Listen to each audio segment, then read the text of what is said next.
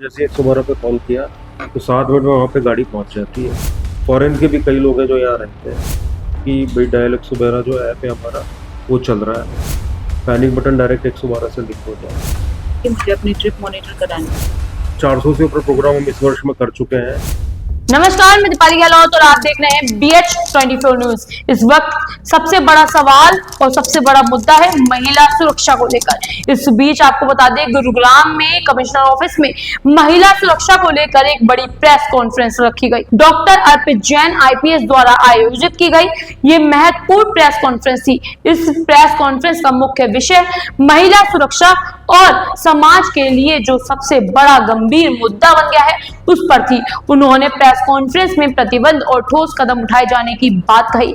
साथ ही उन्होंने dial app 112 और 112 नंबर को लेकर भी चर्चा की। उन्होंने बताया कि किस तरीके से आप डायल ऐप को यूज करते हैं और डायल नंबर को यूज करते हैं। उन्होंने बताया कि 112 अगर आप डायल करते हैं तो 7 मिनट के अंदर आपके पास 112 नंबर की गाड़ी पहुंच जाती है।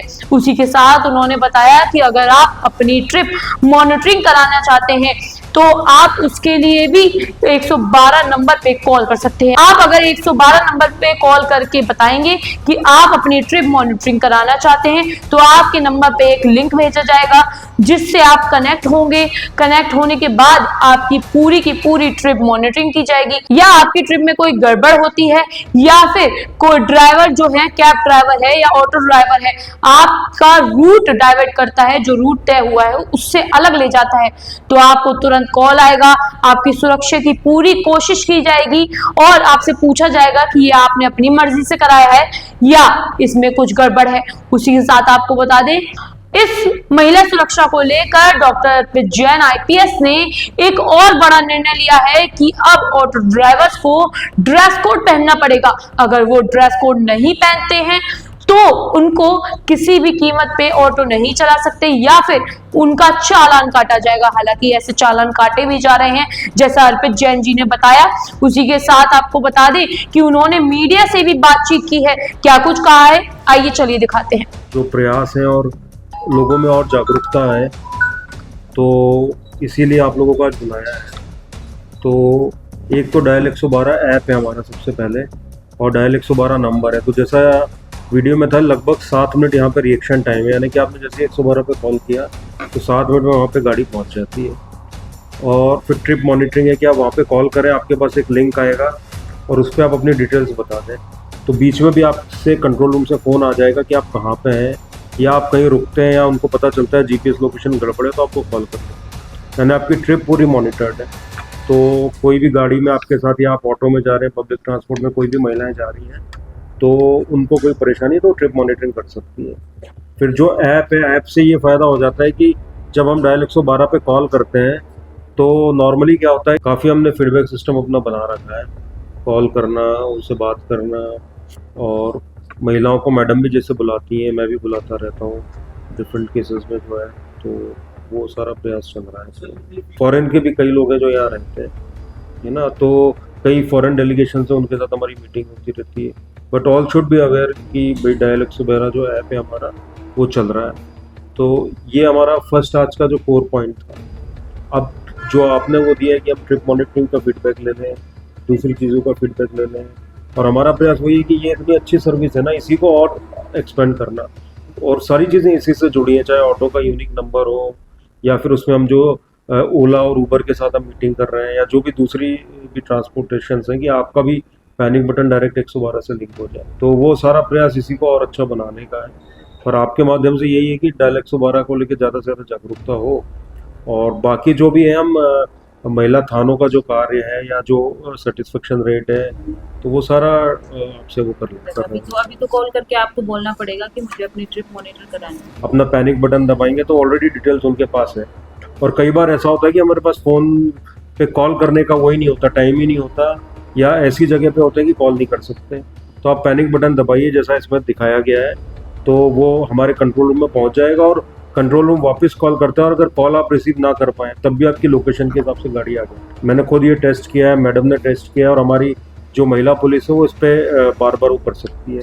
तो इमरजेंसी के समय, डिस्ट्रेस के समय ये बड़ा जो है लाभकारी है।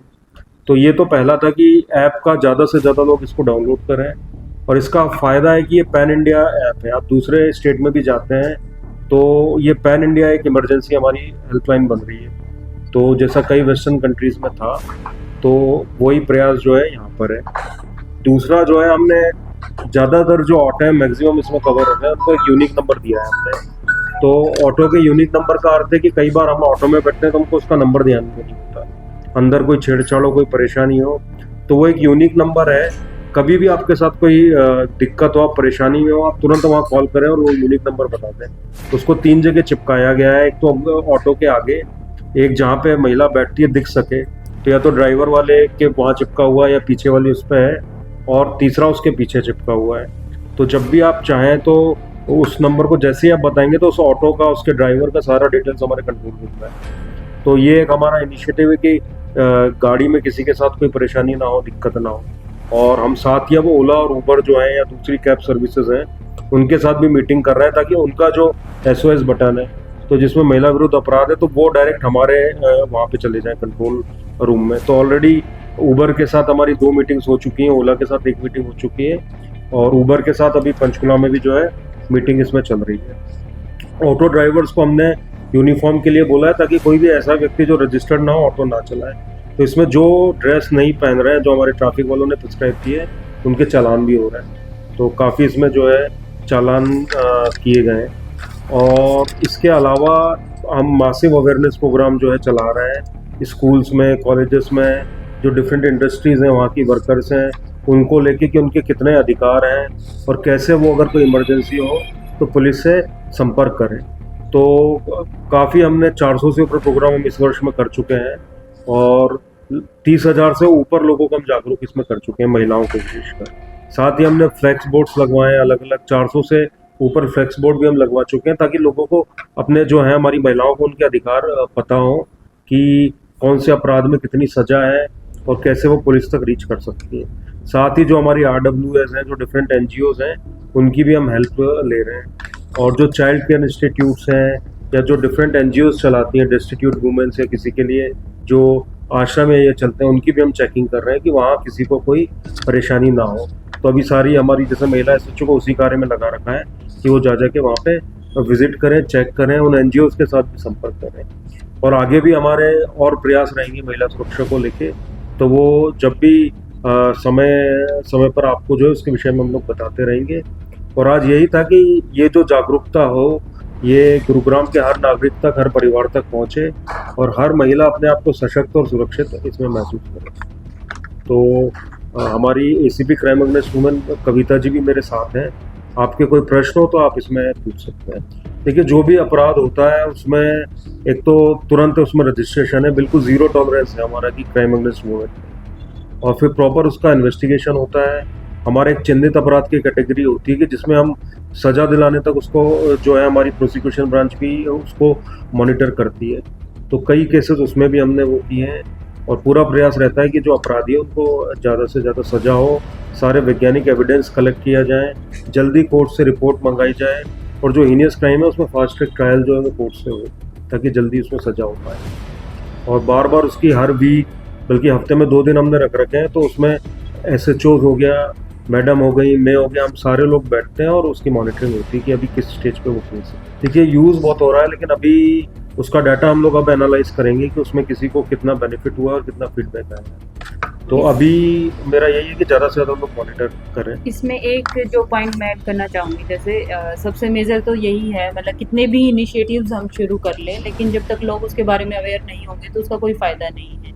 जैसे डायल 112 है, डायल 112 ऐप है या ट्रिप मॉनिटरिंग सिस्टम है। अभी जो मेन प्रॉब्लम कह लो या जो हम एक ऑब्जर्वेशन है वो ये है कि लोगों को अभी तक इस बारे में नहीं पता है। तो जो हम ये मैसिव अवेयरनेस प्रोग्राम चला रहे हैं वो इसीलिए हम चला रहे हैं ताकि जो भी स्टूडेंट्स हैं या वर्किंग पर्सन हैं वो इसके बारे में अवेयर हों और इसका यूज़ कर सकें। जो ट्रिप मॉनिटरिंग सिस्टम वाला एज सच अभी तक हमारे पास ऐसा कोई डेटाबेस नहीं है हम जो ये बता सकें कि ये कितने लोगों ने यूज़ किया है। बट हमने पीछे कुछ टाइम में जिन भी, जैसे हम कहीं पे भी अवेयरनेस करने जाते हैं, सपोज़ किसी कंपनी में गए तो वहाँ पे हम वहाँ के जो भी HR हेड्स हैं उनको बोल के आते हैं कि आप ये वाला ट्रिप मॉनिटरिंग सिस्टम अपने एम्प्लॉयज़ को बताइए और यूज़ करवाइए। तो उसका हमने फीडबैक भी लिया था। तो जिन जिन लोगों ने करा उनमें से मतलब ऑलमोस्ट 100% जो है लोग सेटिस्फाइड थे।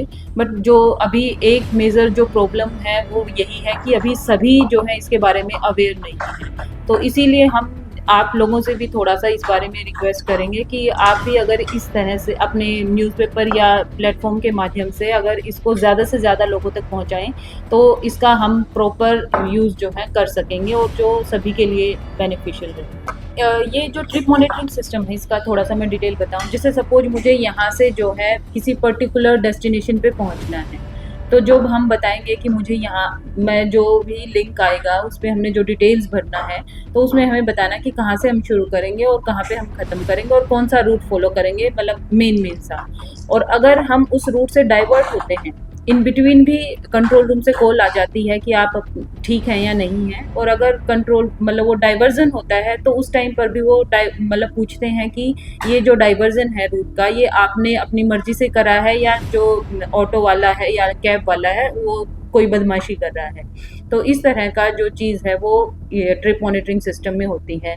अब ये वाली चीज़ कि हम किस रूट से इनसिक्योर फील कर रहे हैं या नहीं कर रहे हैं, तो वो तो जब हम अवेयरनेस प्रोग्राम्स में जाते हैं तो जो भी हमारी अवेयरनेस टीम है वो अपने नंबर्स भी दे के आती है और हम वो डिस्कशन भी करते हैं। जैसे सपोज हम कॉलेज या स्कूल्स में जाते हैं तो हम वहाँ पे सभी से पूछते हैं, अगर कोई कंफर्टेबल सभी के सामने नहीं है तो हम अलग से नंबर भी दे के आते हैं, प्लस अलग से अगर वो चाहें तो अलग रूम में डिस्कशन भी करते हैं अगर कोई उनको ऐसी बात बतानी है। तो जो क्राउड सोर्सिंग है वो हम अवेयरनेस प्रोग्राम के थ्रू कर रहे हैं।